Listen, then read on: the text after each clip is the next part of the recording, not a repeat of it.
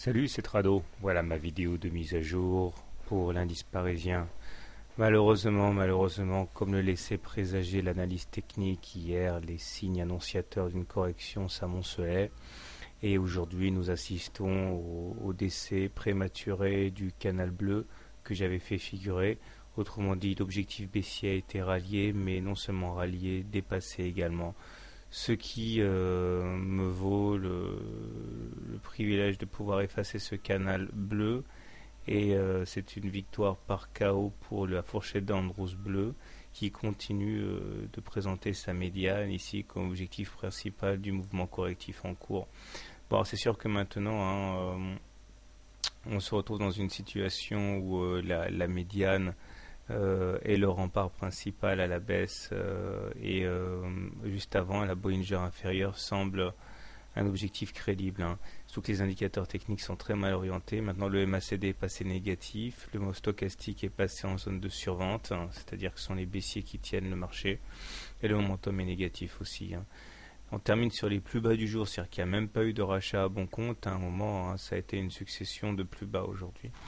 L'addition aurait pu être plus serrée, on n'est qu'à 1,2% de baisse, mais c'est surtout l'esprit de la baisse qui est important.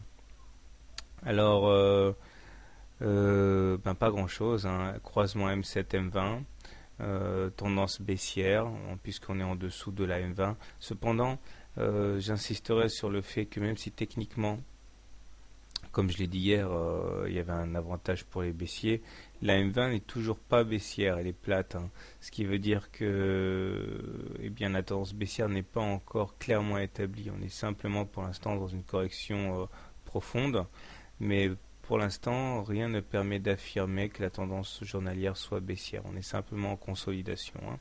Donc clairement, si vous voulez acheter le CAC, je vous propose soit l'achat de la Bollinger inférieure qui correspond également à la médiane de la fourchette d'Andrews bleu. Si vous voulez si vous voulez vendre le CAC à découvert, alors soit vous attendez un nouveau contact sur la M7, soit un nouveau contact sur la M20. Et juste pour terminer, un petit coup de Fibo, comme d'habitude, pour voir un petit peu où on en est. Entre le plus bas du 18 avril et le plus haut du 3 mai, on a effectué une hausse assez conséquente, dont nous sommes en train de retracer pour l'instant. Alors, nous avons un objectif intermédiaire qui est ici, les 76% de retracement de Fibonacci, à savoir les 3930.